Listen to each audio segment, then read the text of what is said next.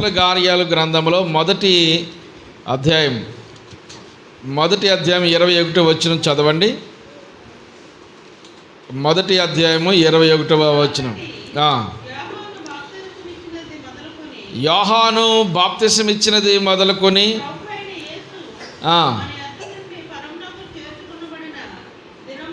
దినము వరకు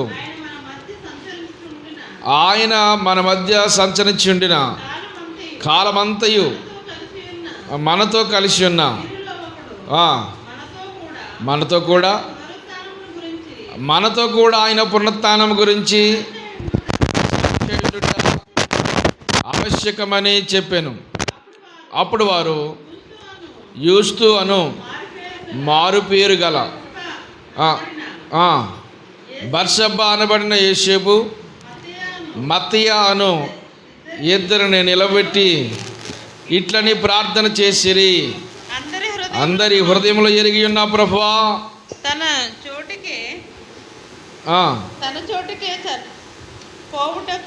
తన చోటుకు పోవుటకు తప్పిపోయి పోగొట్టుకున్న ఈ పరిచర్యలో అపోస్తులత్వములోను పాలు పొందుటకు వీరిద్దరిలో నువ్వు ఏర్పరచుకున్న వారిని కనుపరచమనిరి. అంతటా వారు వీరిని వచ్చి చీటీ వేయగా మత్తయి పేరట చీటీ వచ్చెను. 11 మంది అపోస్తుల్లో వారితో కూడా లెక్కించబడిను. అయితే ఇప్పుడు ఎంతమంది అయ్యారు? 12 మంది అయ్యారు. 12 మంది అపోస్తులను యేసుక్రీస్తు ప్రభువారు ఏర్పాటు చేసుకున్నాడు. వినాలి, యేసు ప్రభువారు యొక్క సేవా ప్రారంభంలో ఎంతమందిని ఏర్పాటు చేసుకున్నాడు? ఆయన 12 మందిని ఏర్పాటు చేసుకున్నాడు. 12 మంది శిష్యుల్ని ఏర్పాటు చేసుకున్నాడు. ఈ 12 మందిలో ఒకడు ద్రోహిగా ఉన్నాడు. ఈ 12 మందిలో ఒకడు సాతాను సంబంధంగా ఉన్నాడు. ఈ 12 మందిలో తన చోటుకి తప్పిపోయిన వారిలో అపోస్తులత్వంలో ఉండకుండా వాడు తప్పిపోయి ద్రోహిగాను, నరహంతకుడిగాను, ధనాపేక్ష గలవాడిగాను, సాతాను సంబంధిగాను మారిపోయి దేవుని యొక్క సమక్షంలో కొట్టువేయబడ్డాడు. అతనే ఉరి పెట్టుకొని చనిపోయాడు. 12 మందిలో ఒకడు లేడు కదా. ఎంతమంది ఉన్నారు ఇప్పుడు? 11 మంది ఉండాలి. 11 మంది ఉన్నారు. ఈ 11 మందితో కలిపి మరొకరు 12 మంది అవడానికి ఒకరు కావాలి.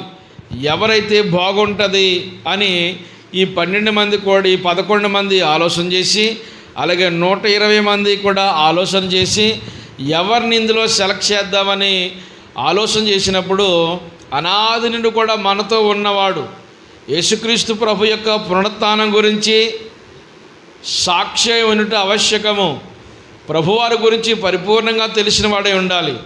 మధ్యకాలంలో ప్రభువారిని తెలుసుకున్నవాడు కాదు, అనాది నుండి కూడా ప్రభువుని తెలుసుకున్నవాడే ఉండాలి.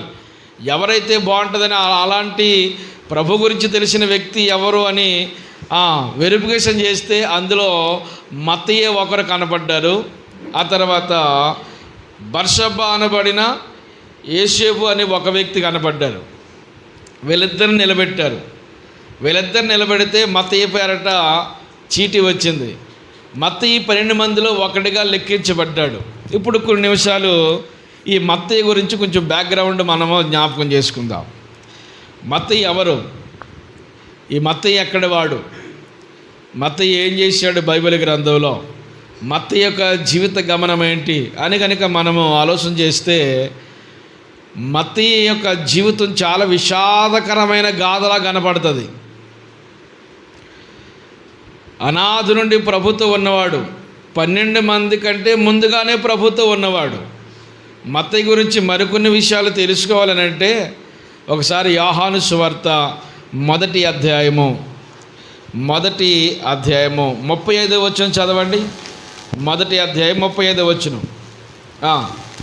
మరునాడు మరల యోహాను అతని శిష్యుల్లో ఇద్దరు నిలుచుండగా అతడు నడుచుచున్న యేసు వైపు చూసి ఇదిగో దేవుని గొర్రెపిల్ల అని చెప్పాను. అతడు చెప్పిన మాట ఆ ఇద్దరు శిష్యులు విని యేసుని వెంబడించారు. యేసు వెనుకకు తిరిగి తన్ను వెంబడించుట చూసి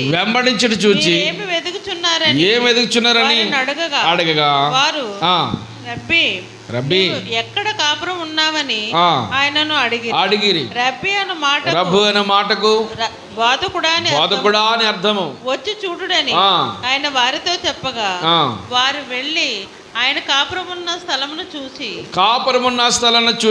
ఆ దినమున ఆయన యొద్ద బస చేసిరి. అప్పుడు పగలు రమారమి 4 గంటల వేళ ఆయను యోహాను యొక్క మాటను విని ఆయనను వెంబడించిన వారిలో ఒకడు షిమోను పేతురు యొక్క సహోదరుడైన ఆంద్రేయ. ఒకడు ఎవరు అందులో? షిమోను సహోదరుడైన ఆంద్రేయ.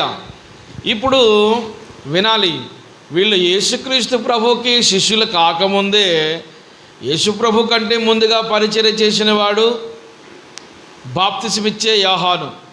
వినాలి, ఇలా చూడండి, ఇంకా మీరు కిందకే చూడొద్దు. బాప్తిసమిచ్చే యోహాను యేసుక్రీస్తు ప్రభు కంటే ముందే పరిచర్య చేశాడు. ఆ యేసు ప్రభు కంటే శిష్యులు ఆయన ఎక్కువ మంది కలిగి బాప్తిసమిచ్చే యోహాను ప్రభుకే కాదు, బాప్తిసమిచ్చే యోహాను కూడా శిష్యులు ఉన్నారు. ఆ శిష్యులు ఉన్న వారిలో ఒకడు పేరు ఆంద్రేయ అని స్పష్టంగా రాయబడింది. అయితే రెండవాని పేరు ఇదిగో ఈ మత్తయ్య అయి ఉండొచ్చు అని కొందరు యొక్క భక్తుల యొక్క ఊహాగానాలు. రెండోవాడు ఎవరైనా ఉండొచ్చు? ఇదిగో 12 మందిలో చేర్చబడిన 11 మందితో కూడా చేర్చబడి 12వ వాడుగా లెక్కించబడిన మత్తయ్య ఉండొచ్చు. అంటే వినాలి, ఇక్కడ మీరు కొన్ని విషయాలు వినాలి. అనాది కాలం నుండి కూడా, సుదీర్ఘ కాలం నుండి కూడా శిష్యత్వ పరిచర్య చేస్తూ నమ్మకంగా ప్రభువులో ఉంటూ నమ్మకంగా జీవితాన్ని కొనసాగించుకుంటూ ఉన్నా కానీ యేసుక్రీస్తు ప్రభు వారు 12 మంది ఏర్పాటు చేసుకున్నప్పుడు ఈ మత్తయి పేరు లెక్కించబడలేదు. అర్థమైందా? యేసు ప్రభు వారు 12 మంది ఆయన సేవ కొరకై ఎంపిక చేసుకున్నప్పుడు అందరి పేరు షిమోను పేతురు మొదలుకొని ఆంద్రేయ ఇలా ఒకరికొకరు కానీ లాస్ట్కి ఇస్కరియోతు యూదా పేరు కూడా లెక్కించబడింది. కానీ ఎంతో నమ్మకస్తుడు, నమ్మదగిన వాడు, ప్రేమ కలిగిన వాడు, సహృదయం కలిగిన వాడు, నమ్మకమైన పరిచర్య చేసేవాడు, అనాది నుండి ప్రభుని వెంబడించిన వాడైన మత్తయి పేరు అందులో కనిపించలేదు. అందరి పేర్లు కూడా ప్రభువారు పిలుస్తూ ఉంటుంటే ఆ పేర్లు పిలిచిన ఆ గుంపులో కూడా ఈ మత్తయి ఉన్నాడు. అర్థమైందా? ఎవరున్నారు? మీకు ఏమర్థమవుతుందో మరి. దేవుని స్తోత్రం కలిగిన గాక. యేసుప్రభు వారు ఇంత గుంపు, ఒక సమూహం ఉంది. ఈ రోజున ఈ సమూహంలో 12 మందిని ప్రభువారు సేవ కొరకు ఎంపిక చేసుకున్నాడు, ఏర్పాటు చేసుకున్నాడు. ఆ ఏర్పాటు చేసుకునే సమయం ఎక్కడున్నాడు ఈ మత్తయ్య? అక్కడే ఉన్నాడు. అనుకుంటున్నారు అనాది నుండి కూడా శిష్యత్వ పరిచర్యలో ఉన్నాడు కనుక ఈయన్ని ఏమైనా ఒకవేళ ఎంపిక చేసుకుంటాడేమో, ఈయన పేరు ఏమైనా వస్తుందేమో అని చాలా ఆశతో ఎదురు చూసి ఉండొచ్చు. కానీ ఈయన పేరు రాలేదు. అంటే ఇక్కడ గౌరవించబడ్డా, అగౌరవం జరిగింది ఈయనకి అని అంటే గౌరవం జరగలేదు, అగౌరవమే జరిగింది. కానీ అగౌరవం జరిగిందని, ఈయన పేరు లెక్కల్లోకి రాలేదని, ఈయన గుర్తించబడలేదని ఏ రోజు కూడా నిరాశ అనేది ఈ మత్తయ్య జీవితంలో మనకు కనపడదు. స్తోత్రం కలిగిన గాక. మత్తయ్య అసలు ఎక్కడ కూడా నిరాశ చెందలేదు, నిరాశ చెందినవాడు కాదు. నిరాశ జీవితం మనకు ఉండకూడదు. ఎలాంటి పరిస్థితులు మన మీద దాడి చేస్తున్నా, అవమానమే వచ్చినా, నిందలే వచ్చినా, సంతోషం ఉన్నా, సమాధానం ఉన్నా, ఒకవేళ ఏమున్నా ఏమి లేకపోయినా ఎప్పటికీ కూడా ప్రభుని వెంబడించడంలో ఏ రోజుని వెనుదిరగని విశ్వాసంతో మనం ముందుకు నడిపించబడాలి. ఈ రోజున ప్రతి కుటుంబానికి, ప్రతి సంఘానికి ఈ మత్తయ్య జీవితం ఒక ఆదర్శవంతం. మత్తయ్యను మనం అందరం ఏం చేయాలంటే ఒక ఆదర్శవంతంగా తీసుకోవాలి. ఎక్కడైనా చూడండి, గుర్తింపు లేని చోట మనం ఉండడానికి ఇష్టపడతామా? ఎందుకమ్మా అక్కడ ఏమీ లేదంటే గుర్తింపు లేదు, ఏమీ లేదు, ఎంత పని చేసినా విలువ ఉండదు. ఇంకోటి ఆ లిస్టులో చాలా ఉంటుంది. అది ఒక ప్యాకేజ్. చెప్పుకోవాలంటే ఒక రోజుతో అయిపోయి గొడవ కాదు అది. జరిగిన విషయం ఎన్ని రోజులైనా చెప్పుకోవడానికి ఇష్టపడతాం, ఎంతమంది అయినా చెబుతాం. గుర్తింపు లేని చోట మనం నిలవడానికి ఇష్టపడలేము. కనుక మత్తయి ఒక మంచి క్యారెక్టర్ ఏంటంటే, మత్తయిది ఎవరు గుర్తించినా ఎవరు గుర్తించకపోయినా, ఎవరు చూసినా ఎవరు చూడకపోయినా, తన చేయవలసిన పని ఏదో, తనకి అప్పగించిన పని ఏదో అది నమ్మకంగా కొనసాగించిపోతాడు. దేవుని స్తోత్రం కలిగాక. ఆ రోజు బాప్తిసం ఇచ్చే యోహాను ఒక మాట అన్నాడు. ఏంటి ఆ మాట? ఇదిగో లోక పాపాలు మోసుకుని పోవచ్చున్న దేవుని గొర్రె పిల్లని యేసుక్రీస్తు ప్రభువుని చూపించాడు. ఆ దినమందే యేసుక్రీస్తు ప్రభుని వెంబడించిన వారిలో ఈ యొక్క మత్తయి కూడా ఉన్నాడు. మత్తయి యేసు ప్రభుని ఆ రోజు వెంబడించాడు. మరలా సిలువ వరకు కూడా ఏ రోజున కూడా యేసుక్రీస్తు ప్రభుని విడిచిన వాడు కాదు. మరణం వరకు కూడా ప్రభుతో వెళ్ళినవాడు. స్తోత్రం కలిగాక. మన జీవితాలు ఈ రోజున దేవుని సన్నిధిలో ఒక గుర్తింపు కొరకో, లేకపోతే కుటుంబంలో గుర్తింపు కొరకో, ఎక్కడో గుర్తింపు కొరకో, ఏదో దాని కొరకు మనం ఏ రోజున పేరు కోసం కానీ, పలుకుబడి కోసం కానీ, పరపత కోసం కానీ దేని కొరకు పోకులు ఆడకూడదు. మన పని మనం చేసుకుంటూ పోతే ఒకరోజు దేవుడే మన యొక్క జీవితాన్ని హెచ్చిస్తాడు. స్తోత్రం కలిగాక. ఎవరు చూడాలి మనల్ని? ఆ మాట నోటితో చెప్తే చూస్తాను నేను, లేదా చూడ నేను. ఎవరు చూడాలి మనల్ని? దేవుడు కూడా చూడకపోయినా పర్లేదు నన్ను అన్నట్టు ఉండకూడదు. దేవుడు చూస్తేనే మనం బాగుపడతాం. ఆమె పాస్టర్ గారి దగ్గరికి వెళ్ళి చేసుకోలేంటి ప్రార్థన మనం చేసుకోలేమా అంటారు కొంతమంది. ఏమంటే దేనికి ఇచ్చే విలువ దానికి ఇవ్వాలి. ఆమెన్. ఎప్పుడు కూడా మనకు మనమే గొప్పల్లో ఫీల్ అయిపోకూడదు. అలాగనే మీ అందరికంటే గొప్పల్లో నేను ఫీల్ అయిపోకూడదు.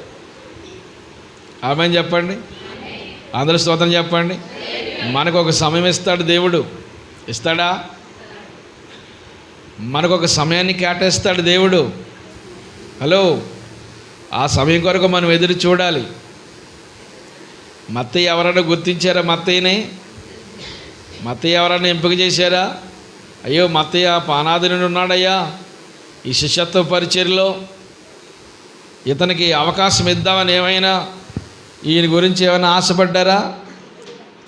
ఏమండి? ఏమీ ఆశపడలేదు. మత్తయి జీవితం ఏ విలువ లేదు. ఒక మాటలో చెప్పాలంటే ఏ గుర్తింపు లేదు మత్తయి. కానీ ప్రభుని వెంబడించడం మానాడా? ఆ మాట చెప్పండి అమ్మా. మానలేదు. ప్రభుని వెంబడించట్లో వెనుదిరిగిన విశ్వాసంతో మత్తయి నడిపించబడ్డాడు. ఈ రోజున మనము మన కుటుంబంలో మీ కుటుంబంలో మీరు, ఎవరి కుటుంబంలో వారు, కుటుంబం తర్వాత నెక్స్ట్ ఇచ్చే ప్రాధాన్యత సంఘం. ఆమెన్.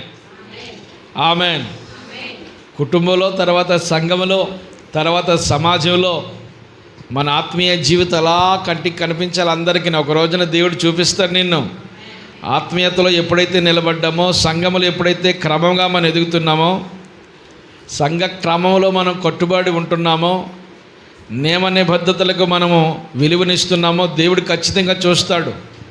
కనుక మత్తయి ఎంత పరిచర్య చేశాడో, ఎప్పుడు కూడా వెనకాలే ఉండేవాడు, బ్యాక్నే ఉండేవాడు. కానీ పరిచర్య మాత్రం ఉన్నతమైన పరిచర్య చేస్తూ ఉండేవాడు. శిష్యత్వంలో అతనికి స్థానం లేకపోయినా కానీ ప్రభుని వెంబడించడం మానలేదు. మనం చిన్న మనసు ఏమైనా గాయపడిందంటే వెంటనే చేసి పని విడిచిపెట్టి వెళ్ళిపోతాం. మనసు గాయపడిందంటే మరుసటిసారి మనం రికవర్ అవ్వడానికి కొంచెం కష్టమైద్ది. కనుక మత్తయి లాంటి మనస్తత్వం మనందరికీ ఉండునుగాక. ఆమె చెప్పారా? మత్తయి లాంటి మనస్తత్వాన్ని కలిగి మనం దేవుని పరిచర్యలో నడిపించబడుదుగాక. మత్తయి అనే మాటకు చాలా విలువైన మాట మనకి తర్జుమాలో కనపడుతుంది. మత్తయి అనగా దేవుని బహుమానం లేక దేవుని దానం. ఈ రెండు పదాలు రాసుకోండి. మత్తయి అనే మాటకు అర్థం దేవుని బహుమానం లేక దేవుని దానం. రాసుకున్నారా? కొంతమందికి మాట అసలు లెక్క ఉండదు. మత్తయి అనే మాటకు అర్థం దేవుని బహుమానం లేక దేవుని దానం. మనందరం ఎవరు? దేవుని యొక్క దానం, దేవుని యొక్క బహుమానం. గర్భఫలము యెహోవా ఇచ్చు బహుమానం. నువ్వు ఒక గర్భఫలమేనా? నమ్ముతున్నావమ్మా? పుట్టావా? నువ్వు పుట్టలేదా? దేవుని స్తోత్రం. నేను గర్భఫలం అంటే మా పిల్లలు కదా అనుకోవచ్చు. మీ పిల్లలు నీకు పుట్టకముందు నువ్వు కూడా మీ అమ్మ నాన్నలకు పుట్టావు కనుక నువ్వు కూడా ఒక గర్భఫలమే. ఇప్పుడు పెద్దోళ్ళు అయిపోవచ్చు.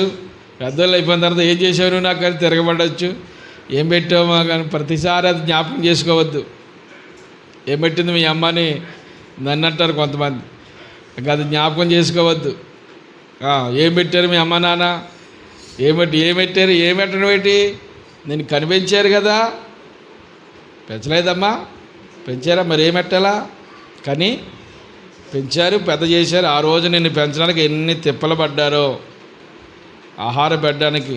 ఏమంటే చిన్నటి బాల్యదశ నుండి మనం ఈ రోజున పెద్ద స్థాయిలోకి వచ్చామంటే ఆ పసికందిగా ఉన్న నాటి నుండి కూడా మనల్ని ఏం చేసుకుంటూ వచ్చారంటే కంటికి రెప్పలాగా కాపాడుకుంటూ పోషించుకుంటూ ఈ స్థాయికి తీసుకొస్తే ఈ రోజున తల్లిదండ్రుల మీద తిరగబడేవారు చాలామంది ఉన్నారండి. తల్లిదండ్రుల మీద తిరగబడేవాడు.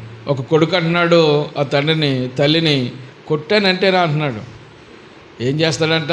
అందుకైనా కనుక్కుంటాం, అందుకైనా పెంచుకుంటాం, అందుకైనా పెద్దోడు చేయడం. ఈరోజు బిడ్డలు తల్లిదండ్రులు మాటలు వినలేని వారుగా మారిపోతున్నారండి. తల్లిదండ్రులకి చాలా రెక్లెస్గా సమాధానం చెప్తున్నారు. చాలా చిన్న స్థాయిలో మాట్లాడుతున్నారు. ఉండమ్మా నీకేం తెలీదు. ఇవిడికి తెలిసేసి మరి పెద్ద మనిషి అయిపోయింది కాదు. ఇప్పుడు వీళ్ళకి తెలిసేసి వాళ్ళ అమ్మకి ఏం తెలియదంట, ఆ తండ్రికి ఏమీ తెలియదంట. ఎలా మాట్లాడతారు. కనుక మనం ఈ రోజున ఈ స్థితిలో ఉన్నామంటే ఆ రోజున తల్లిదండ్రులు చేసిన త్యాగాన్ని బట్టి దేవుని స్తోత్రం కలిగాక ఈరోజు మీ అమ్మ నీ మీద ఆధారపడుతుంది కదా. అమ్మా నువ్వే చేతికి నడిపించి తీసుకెళ్ళి చేయించాలి, నీ మీద ఆధారపడుతుంది. మరి గతంలో నువ్వు మీ అమ్మ మీద వాళ్ళకెళ్ళరా, నువ్వు మీ అమ్మ మీద ఏం చేసేప్పుడు ఆధారపడ్డా. ఆవిడ లేకపోతే మనకు దిక్కు లేదు. అవునా కదా? ఆవిడ లేకపోతే నీకు దిక్కు లేదు. మనకు పెట్టేవారు లేరు, శుభ్రం చేసేవారు లేరు. రక్తంలో పొర్లుచున్న మనము చూడ అసహ్యంగా మనం కనపడినప్పుడు అప్పుడు ఆ తెల్లే కదా ఒడ్లు వేసుకుని మనల్ని అన్నీ సత్కరించి అన్నీ చేసి మనల్ని ఈ రోజున ఈ స్థాయిలో నడిపించిన దేవునికి మహిమ కలుగునుగాక. దానికంటే ముందు యెహోవా కనుదృష్టి మనల్ని చూశాడు. దేవుని స్తోత్రం కలుగునుగాక. గర్భఫలము యెహోవా ఇచ్చు బహుమానము. మనందరం దేవుని బహుమానాలమై ఉన్నాం. మనము దేవుని యొక్క దానము, దేవునికి చెందిన వ్యక్తులు, మనము దేవుని బిడ్డలం. మనం దేవుని బిడ్డలం కనుక దేవునికి ఉపయోగపడాలి. ఈ రోజున దేవుని బిడ్డలు ఎలాగున్నారో తెలుసా? సమాజంలో దేవునికి ఆపోజిట్ చెప్పండి. దేవునికి అపోజిట్ ఎవరు? దెయ్యం. అదే దేవునికి అపోజిట్ దెయ్యం. దేవుని బిడ్డలుగా బ్రతకవలసిన వారు, దేవుని బిడ్డలుగా ఉండవలసిన వారు సమాజంలో ఎలాగొంటున్నారు? ఇప్పుడు దెయ్యం బిడ్డలుగా బ్రతుకుతున్నారు. దెయ్యాలకు అవకాశం ఇస్తున్నారు.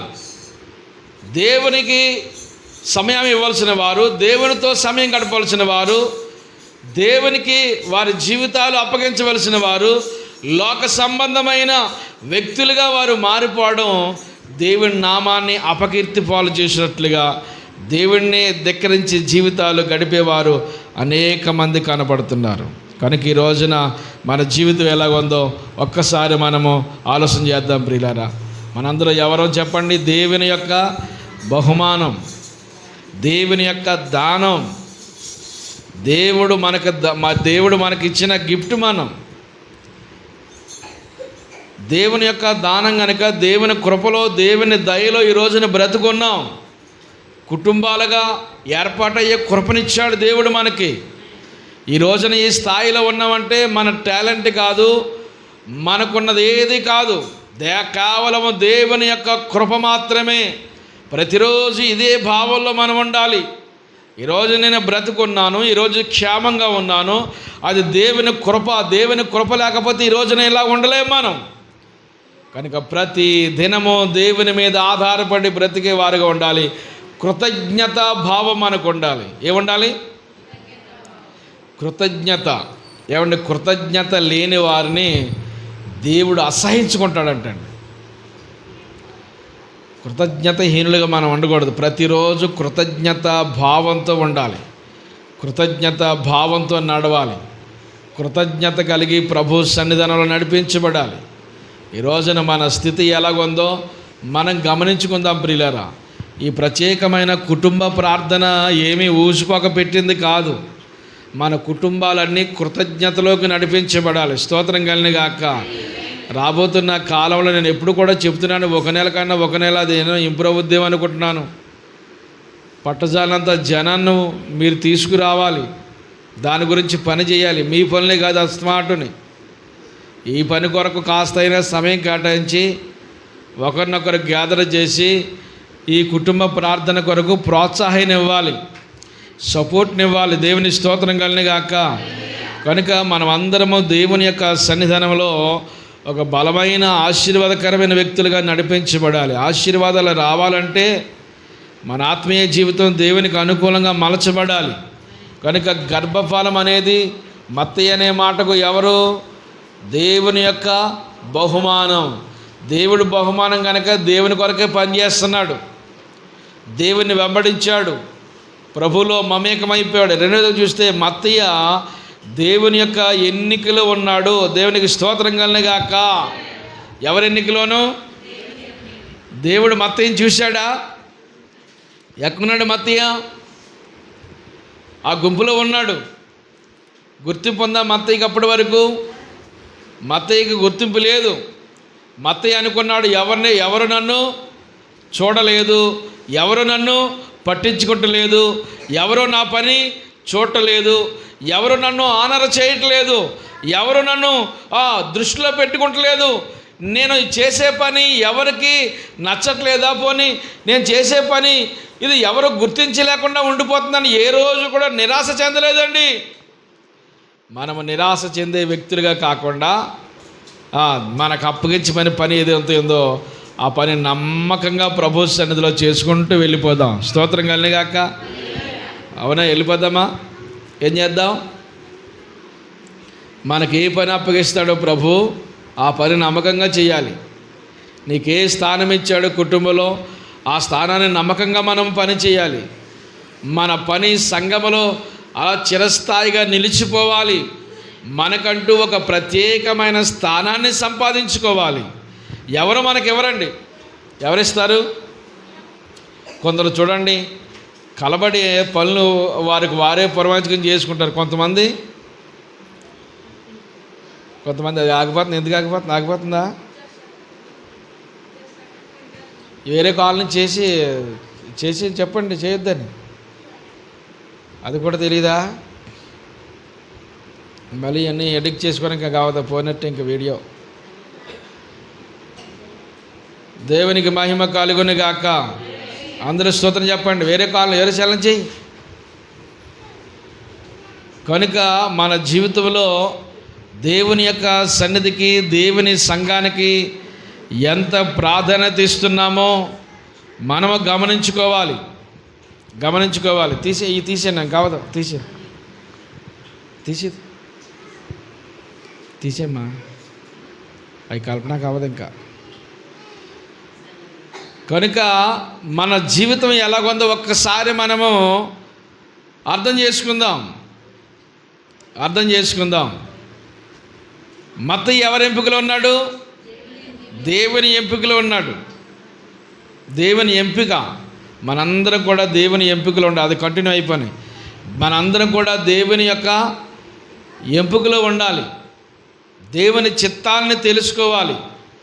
ఆయన చిత్తం మన పట్ల ఎప్పుడు దేవుడు జరిగిస్తాడో దాన్ని మనం గమనించాలి. 3.5 సంవత్సరాలు ప్రభుత్వం ఉన్నాడు, కానీ ఏ రోజున కూడా సమాజానికి కనపడలేదు. రహస్యంగా ఎక్కడో ఉండి తన పని చేసుకుంటూ ఉండేవాడు. ఏ రోజున కూడా ప్రభు కానీ అక్కడ ఉన్న 12 మంది శిష్యులు కానీ ఇంకా ఉన్నవారిలో కానీ ఎవరు కూడా ఆయన ఎప్పుడు కూడా గుర్తించి మత్తయ్య శబాష్, ఈరోజు నువ్వు మంచి పని చేస్తున్నావు, ఎక్కడికి వెళ్ళినా ప్రభుత్వం ఉంటున్నావు, మంచి పరిచయం చేస్తున్నావు, ఎవరు కూడా అతన్ని ఆనర్ చేయలేదు. అలాగని చెప్పి ఎవరు కూడా నన్ను గుర్తించలేదు, ఏ రోజున కూడా వెనకాల ఉండిపోలేదు. దేవుని స్తోత్రం కలిగాక అందరి స్తోత్రం చెబుదాం. ఈరోజు సంఘములో మనం ఎవరు గుర్తించక్కర్లేదు, ఎవరు మన ఆనర్ చేయాల అవసరం లేదు, ఎవరు కూడా మన శబాస్ అని అనవసరం లేదు.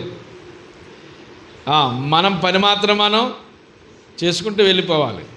పిలవక్కర్లేదు ఎవరు మనల్ని, పిలవాలా, ప్రత్యేకంగా అభినందించే అవసరం లేదు. ఎంత పని చేశాను అసలు నన్ను ఎవరు గుర్తించలేదు, పొద్దు నుంచి సాయంత్రం వరకు గొడ్లా కష్టపడ్డాను అని అంటాం. అది ఇక్కడ సంఘంలో కావచ్చు, లేకపోతే నువ్వు వెళ్తున్న ఆఫీసులో కావచ్చు, మన కుటుంబంలో కావచ్చు, ఎక్కడైనా కావచ్చు. మనకు అప్పగించబడిన పని ఏదైతే ఉందో ఆ పని ఎప్పుడు కూడా నమ్మకంగా చేసుకుపోవాలి. దేవుని స్తోత్రం కలిగాక. మన దేవుడు ఎలాంటి వాడు అంటే నమ్మదగిన వాడు కనుక ఆయన మనకి న్యాయం చేస్తాడా, అన్యాయం చేస్తాడా? న్యాయమే చేస్తాడు. ఆ నమ్మదగిన దేవుడు మన జీవితంలో ఘనమైన ఆశీర్వాదాలు ఇస్తాడు. రహస్యంగా ఉన్నాడు తప్ప బహిరంగంగా ఏ రోజున కట్టి కనపడలేదు. రహస్యంగా ఉన్నా కానీ తన పని మాత్రం ఏ రోజును ఆపలేదు. తన పని తను చేసుకుంటూ ముందుకు వెళ్ళిపోతూ ఉండేవాడు. దేవునికి మహిమ కలుగునే గాక. ఈ రోజున మన జీవితం ఎలాగుందో ఒక్కసారి ఎంత నమ్మకంగా ప్రభు యొక్క పని చేస్తున్నామో. కన్నీటితో విత్తువాడు సంతోష గానాలతో ఏం చేస్తాడు, పనులు మోసుకుంటూ వస్తాడు. విత్తాలి కదా. మొదట మనం దేవుని మందిరంలో ఏం చేయాలి, విత్తనాలు వెయ్యాలి. విత్తనాలు వేయకుండా ఎలాగ మరి? కక్కుర్తోడి గురించి చాలాసార్లు చెప్పానా మీకు? కక్కుర్తోడి గురించి చెప్పానా మీకమ్మా? తెలుసా కక్కుర్తోడి గురించి? అదే అంత కోపంగా చెప్తున్నా.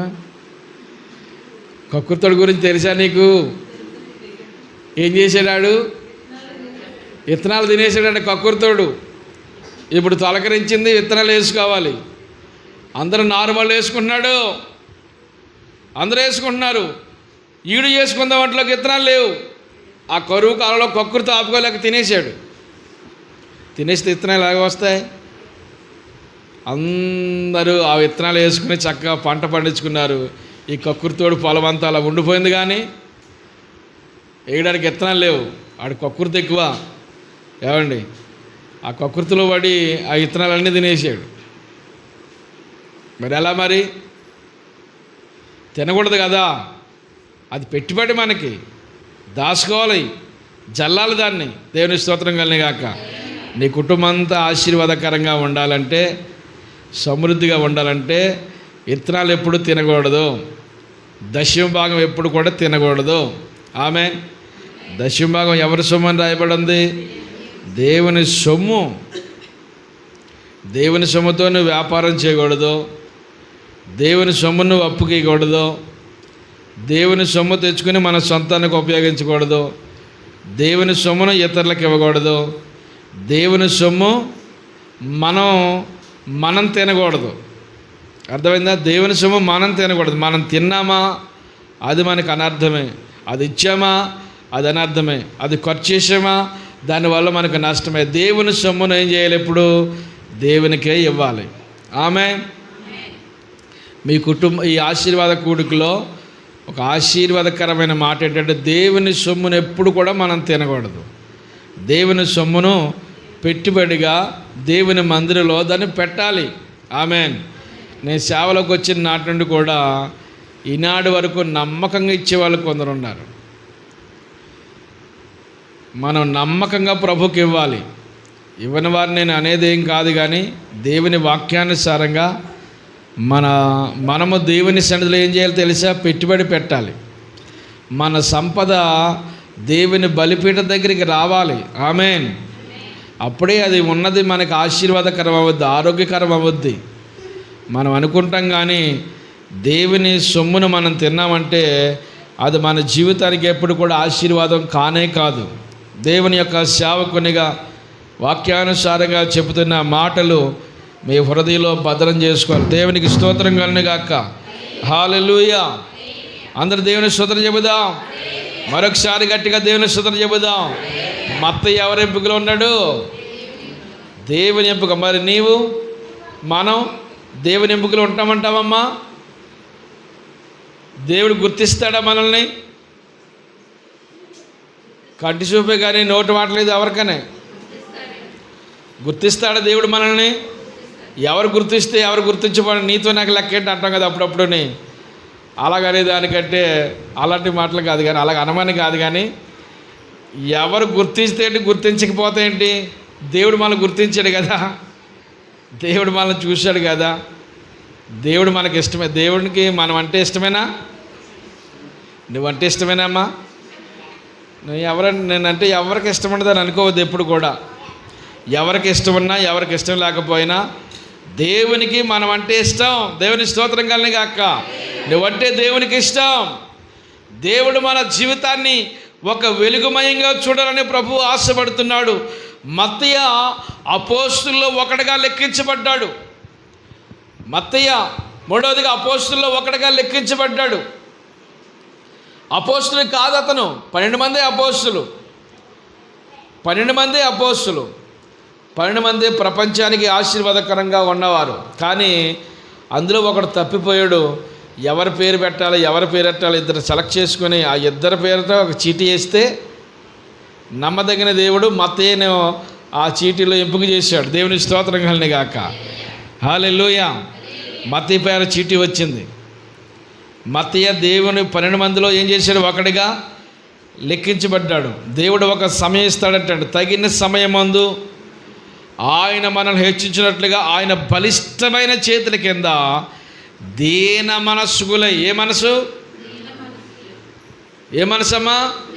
దీన మనసు. దీన మనసు కలిగి ఆయన బలిష్టమైన చేతుల కింద మనము తగ్గించుకుని ఉండాలి. ఆ బలిష్టమైన చేతుల కింద ఎప్పుడైతే ఈ దీన మనస్సు అని మనం ధరించుకుని ఉంటామో మన జీవితాన్ని ఒక సమయం చూపిస్తాడు. ఆ సమయంలో అందరికీ కనిపించేలా దేవుడు మనం చేస్తాడు. దేవునికి స్తోత్రం కలిని గాక. ఎక్కడో లో స్థాయిలో ఉండిపోవాలని, అనామకులుగా ఉండిపోవాలని, ఎక్కడో అట్టడుగు వర్గాన్ని ఉండిపోవాలని దేవుని ఉద్దేశం కాదు. మనం పైకి లేవనెత్తాలి, మనల్ని బండ మీద నిలపాలని, మనల్ని సమాజానికి మేలుకరంగా మనల్ని తయారు చేయాలని దేవుడు ఆశపడుతున్నాడు. మనము మన తర్వాత మన సంతతి ప్రపంచవ్యాప్తంగా మన సంతతిని దేవుడు తీసుకెళ్ళబోతున్నాడు. దేవుని స్తోత్రం కలిని గాక. హల్లెలూయా. మన కుటుంబానికి కాదు, అనేక కుటుంబాలకు ఆశీర్వాదకరంగా మన కుటుంబాలను దేవుడు నిలబెడతాడండి. కనుక నీ బిడ్డల గురించి ఎప్పుడు కూడా తక్కువగా ఊహించుకోకూడదు. వీడు ప్రయోజకుడు అవలేడు, వీడు బాగుపడ్డు, వీడు అలాగైపోతాడు, ఇలాగైపోతాడు మనం ఏ రోజున అనుకోవద్దు. నీ బిడ్డలు గొప్ప ప్రయోజకులు అవుతారు. స్తోత్రం కలిని గాక. ఎందుకు పనికిరాదు అనుకుంటాం, కొంతమంది అనుకుంటారు అలాగా. కానీ పనికొచ్చే పాత్రలుగా దేవుడు తయారు చేస్తాడు. ఆ బిడ్డలను దేవుని చేతునికి అప్పగించాలి. ఆ బిడ్డల భవిష్యత్తు గురించి ప్రార్థన చేయాలి. ఎలాగోలాగా అయిపోతే సరిపోద్దులే, ఇక అయిపోద్దులే మనం అనుకోకూడదు. వారి గురించి ఎప్పుడు కూడా మనము గొప్పగానే ఊహించుకోవాలి, గొప్పగానే ఆలోచించాలి. ఆ గొప్పగానే వారి గురించి మనము ప్రార్థన చేస్తూనే ఉండాలి. దేవునికి స్తోత్రం కలిని గాక. ఈ మత్తయి 12 మందిలో ఒకడైపోయాడు. ఇప్పుడు 12 మంది ఒకటిగా అయిపోయాడు. యేసుక్రీస్తు ప్రభువుని వెంబడించిన వారిలో అనేకులు ఉన్నారు. అది రాసుకో. 12 మందిలో ఒకడైపోయాడు. యేసుక్రీస్తు ప్రభుని వెంబడించిన వారిలో రొట్టెల కొరకు వెంబడించిన వారు ఉన్నారు. రొట్టె ముక్కల కొరకు ఉన్నారు. అవునా? యేసు ప్రభు ఉంటే రొట్టెలు మాకు కొదువు ఉండదు. దానికి సంబంధించింది అన్నీ వెళ్ళిపోతున్నాయి. తర్వాత స్వస్థతల కొరకు వెంబడించిన వారు, అవసరతల కొరకు వెంబడించిన వారు, ఏదో దాని కొరకు వెంబడించిన వారు, అనేక రకాలైన కారణాల చేత వెంబడించిన వారు వెంబడిస్తే మత్తయి మాత్రం ఏ లాభం లేకుండా, ఏ లాభము తన కొరకు ఆశించకుండా ప్రభువుని వెంబడించాడు. ఏమంటే ప్రభువుని వెంబడించట్లో అనేక రకమైన కారణాలు ఉంటాయి.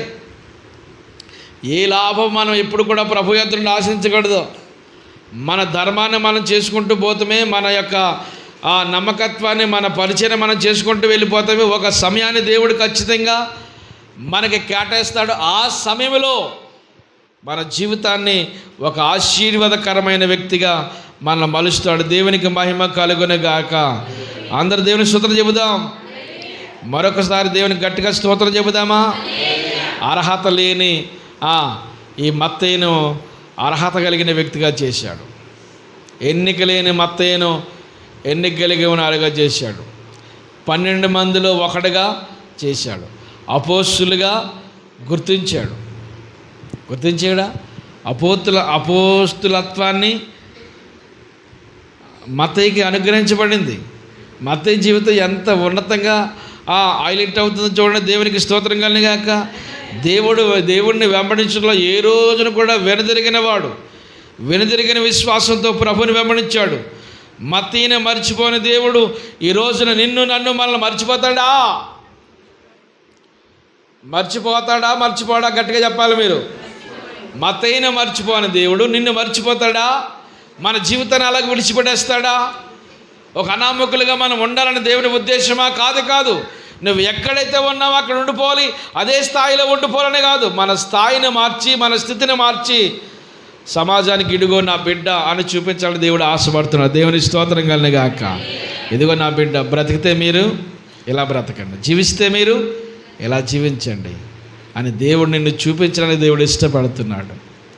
మన దేవుడు ఎప్పుడు కూడా మనల్ని మర్చిపోడు. ఎబ్రీ పత్రిక చదవండి. ఎబ్రీ పత్రిక 6వ అధ్యాయం 10వ వచనం చదవండి. ఎబ్రీ పత్రిక 6వ అధ్యాయం 10వ వచనం చదవమ్మా.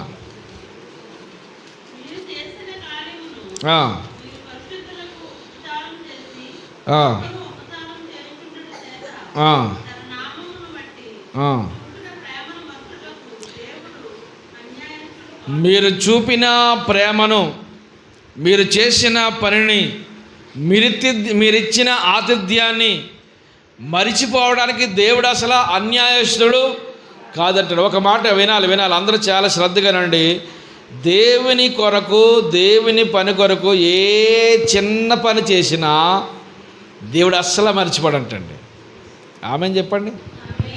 ఏ చిన్న పని ఎప్పుడెప్పుడో చేసావో జ్ఞాపకం చేసుకోండి. పోని ఏ చిన్న పని దేవుని కొరకు చేసినా అసలు మర్చిపోడు.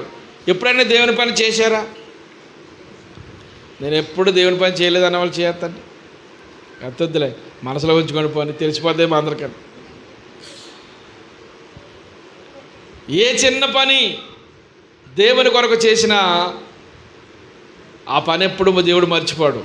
మరి దేవుని కొరకు పని చేస్తూ ఉంటే ఇంకంత భాగ్యం. ఎప్పుడు మర్చిపోడు. ఆమెన్. దేవుని కొరకు మాత్రమే మనం పని చేయాలి. దేవుని కొరకు నేను దేవుని బిడ్డను, దేవుని బహుమానం, నేను దేవుని కొరకు పని చేయాలి అని మన జీవితాన్ని దేవునికి అప్పగించాలి. ఇలాగా జీవించి జీవించి జీవించి జీవించి జీవించి జీవించి చివరికి ఏమైనా కూడా మత్తయ్య ఇథియోపియా దేశం వెళ్ళి, ఆ ఖండం వెళ్ళి అక్కడ క్రీస్తు కొరకు హతసాక్షి అయిపోయాడు. ఇథియోపియా అంటే దాన్ని ఐరోపా కూడా అంటాం. అక్కడికి వెళ్ళి ఏం చేశాడు ఆయన? హతసాక్షి. ఏ లాభం ఆశించాడు? ప్రభు కొరకు జీవించి జీవించి జీవించి చివరికి ఏమయ్యాడు? ఆయన హతసాక్షి అయిపోయాడు. ఆయనకి 2 శిక్షలు అమలు చేయబడ్డాయంటండి. 2 శిక్షలు. రాళ్లతో కొట్టడం, బల్లెముతో పొడిచి చంపాలి. 2 ఒకే వ్యక్తికి 2 శిక్షలు అమలు చేసి నరమాంస భక్షకులు వారి మధ్యలో దేవుని ప్రేమను, దేవుని స్వార్థ చేసి దేవుని ప్రేమను పంచి ఆ ప్రాంతాన్ని దేవుని వెలుగుతో నింపితే కొంతమందికి అది నచ్చక ఈయన్ని పట్టుకుని చెరసాల్లో వేయించి ఈయనకి 2 శిక్షలు అమలు చేసి, ఒకటి రాళ్లతో కొట్టాలి, రెండవది బల్లెములతో పొడిచి చంపాలని 2 శిక్షలు అమలు చేశారు క్రీస్తు కొరకు. చివరికి ఏమైపోయినా హతసాక్షి. 63వ సంవత్సరంలో, క్రీస్తు శకము 63వ సంవత్సరంలో హతసాక్షిగా మారిపోయాడు. ఏమండి, ఇంత పని చేశాడు, అంత గుర్తింపులోకి వచ్చాడు. యేసుక్రీస్తు ప్రభు శిష్యులుగా ఒకటిగా మార్చబడ్డాడు. తర్వాత అతను ఏ లాభం పొందుకున్నాడు? ఇప్పుడు చివరికి ఏమయ్యాడు? క్రీస్తు కొరకు హతసాక్షి అయిపోయాడు. అనుకున్నాడు, నేను బ్రతుకుని క్రీస్తే, సావైతే నాకు. మరి ఇలాంటి భక్తుల యొక్క మరణాలన్నీ చూసి అపోస్తలుడైన పౌలు గారు కూడా ఈ పదాన్ని వాడాడు. ఆమేన్, ఆమేన్ చెప్పండి. ఇలాంటి భక్తుల మరణాలన్నీ చూసి అపోస్తలుడైన పౌలు గారు కూడా మొదటి శతాబ్దంలోనే స్తెఫనును చంపించినప్పుడు అపోస్తలుడైన పౌలు అక్కడే ఉన్నాడు, సౌలుగా ఉన్నప్పుడు అక్కడే ఉన్నాడు. తర్వాత యోహాన్ని యాకోబును ఖడ్గముతో నరికి చంపించాడు హేరోదు రాజు. అవన్నీ తెలిసి ఈయనకి ఇలాంటి భక్తుల మరణాలన్నీ చూసి ఈ యొక్క పౌలు గారు ఏమన్నాడు? బ్రతుకుట క్రీస్తే, సావైతే నాకు మరీ లాభం. ఆమేన్, ఆమేన్ చెప్పండి. బ్రతుకుట క్రీస్తే, సావైతే నాకు మరీ లాభం. మన జీవితం బ్రతుకున్నంతకాలం ప్రభు కొరకు జీవించాలి. చివరికి చనిపోయే సమయంలో వచ్చినప్పుడు ఎక్కడ ఉండాలి మనము? అప్పుడు కూడా ప్రభులో ఉండాలి. చివరిగా ఒక్క మాట చదివించి ప్రార్థన చేసుకుందాం. చదివించిన వద్దా? ఓకే. చివరిగా ప్రకటన గ్రంథంలో లాస్ట్ దేవుడిచ్చిన బహుమానం ఏంటో, దేవుడు మత్తయికి ఇచ్చిన గిఫ్ట్ ఏంటో, చనిపోయిన తర్వాత ఇచ్చే గిఫ్ట్ ఏముంటుందండి అనుకుంటారా మీరు? ఏదన్నా ఇస్తే, బ్రతుకున్నప్పుడు ఇస్తే ఇంట్లో పెట్టుకుంటుంది కదా, అవునా? మాట్లాడేటి మీరు? ఏదైనా బ్రతుకున్నప్పుడు ఇస్తే ఇంటికి పట్టుకెళ్ళి ఇట్టుకుంటాం, లేకపోతే తినేదేమన్నా ఇస్తే తింటూ వెళ్ళిపోతాం ఇంటికి. చనిపోయిన తర్వాత ఇచ్చేదేముంది అని అనుకుంటాం మనం. అసలైన శిశులైంది ఇక్కడే కనపడుతుంది. 21వ అధ్యాయం మత్తయి ప్రకటన గ్రంథం 21వ అధ్యాయము 14వ వచనం చదవండి. ఇది ఏ పట్టణం అంటే పరలోకపు పట్టణము, పరలోకపు వైభవము. ఆ పట్టణం యొక్క ప్రాకారము 12 పునాదులు గలది. ఆ పునాదుల పైన గొర్రెపిల్ల యొక్క 12 అపోస్తుల 12 పేర్లు కానబడుచు ఉన్నవి. చాలు. ఎక్కడ? పరలోకపు పట్టణములో పునాదులు ఎన్నున్నాయి? 12 పునాదులు ఉన్నాయి. 12 పునాదులు. 12 పునాదుల మీద కట్టబడిన పరలోకపు పట్టణం. ఈ పరలోకపు పట్టణంలో ఈ 12 పునాదుల మీద యేసుక్రీస్తు ప్రభు యొక్క 12 మంది అపోస్తులు, ఆ 12 మంది 12 పేర్లు ఉన్నాయి. ఆ 12 మందిలో ఒకడు ఎవరు అని అంటే మత్తయ్య. 12 మందిలో ఒకడు ఎవరు? మత్తయ్య. అందరూ చెప్పాలి. 12 మందిలో ఒకడు ఎవరు? మత్తయ్య. ఈ మత్తయ్య పేరు ఎక్కడుంది ఇప్పుడు? పరలోక పట్టణంలో పరలోక పట్టణ ప్రాకార పునాదుల మీద ఈ యొక్క మత్తయ్య గారు పేరు అక్కడ ముద్రించబడి ఉంది. ఆమేన్. యేసుక్రీస్తు ప్రభు 12 మంది అపోస్తులు ఒకటిగా లెక్కించబడిన మత్తయ్య. అంటే ఈయన పరలోకంలో ఉన్నాడా లేదా? ఈయన పరలోకంలో ఉన్నాడు. పరలోక రాజ్యానికి హక్కుదారుడు అయ్యాడా లేదా? అయ్యాడని చెప్పండి. హక్కుదారుడయ్యాడు. పరలోక పట్టణంలో ఆయన ప్రవేశించాడా లేదా? అక్కడికి పరలోక పట్టణంలో ఆయన పేరు ఎలాగెళ్ళింది అక్కడికి? భూలోకంలో ఆయన చేసిన నమ్మకమైన పరిచర్యయే అక్కడికి ఆ పేరు తీసుకుని వెళ్ళింది ఆయన. దేవుని స్తోత్రం కలనిగాక. ఎవరు గుర్తించినా ఎవరు గుర్తించకపోయినా నమ్మకంగా పని చేసుకెళ్ళాడు కదా. ఆ పని ప్రభువారు గుర్తించారు. పరలోకంలో ఆయనకు ఒక ప్రథమ స్థానం. ఒకవేళ రేపు పొద్దున్న మనం పరలోక పట్టణం వెళ్తే ఏమన్నాను? వెళ్తావా? ఎలా చూడండి, వెళ్తావా? ఎలా వెళ్తావు? ఎలా వెళ్తావు? ఎవరు తీసుకెళ్తారు? ఎందుకు తీసుకెళ్తాడు ఆయన? చెప్పండి. ఎందుకు తీసుకెళ్తాడు ఆయన? ఏం చేసావు? కాసేపు గిన్నెలు దేవనంతలో తీసిపోతాడు ఆయన. కొంచెంసేపు తుడిచినంతలో తీసిపోతాడు ఆయన. ఏం చేసావు ఆయన కొరకు? చెప్పాలి. ఏం చేసాం ఆయన కొరకు? ఇదిగో నేను దేవుని కొరకు చేసిన కార్యాలు ఇవి అని చెప్పుకోవడానికి జ్ఞాపకార్థంగా మనకు కొన్ని ఉండాలి. దేవుని స్తోత్రం కలిగాక. ప్రభు కొరకు ఎంత కష్టపడతాం అంత ఫలం దేవుడు మనకి ఇస్తాడమ్మా. కష్టపడవలసిన సమయంలో కష్టపడకుండా ఉంటే మరి ఫలం ఎలా పొందుకుంటాం మనం? ఇప్పుడు ఏ సమయమో తెలిసేది ఇదేంటి, ఇప్పుడు ఏ సమయం తెలిసి అని అడిగితే నేను నిద్రపోతున్న సమయం అన్నట్టున్నవి బాగా. ఏమా ఏ సమయం ఇది? అవునా, అంతే కదా, నిద్రపోతున్న సమయం కదా అది అన్నట్టు అనుకున్నాను. నిద్రపోతున్న సమయం కాదు ఇది. ఏ సమయం మరి? ప్రభు కొరకు పనిచేసే సమయం, ప్రభు ప్రేమను చూపించే సమయం, ప్రభు కొరకు బ్రతికే సమయం, ప్రభు కొరకు కష్టించే సమయం ఇది. ఈ సమయంలో మనం వృధా చేయొద్దు. మన జీవితాన్ని ఒక ఆశీర్వాదకరంగా ఉంచాలని ప్రభు ఆశపడుతున్నాడు. దేవుని స్తోత్రం కలిగాక. హల్లెలూయా చెప్పండి అందరూ. హల్లెలూయా, హల్లెలూయా. అసలు వినబడతలేదు.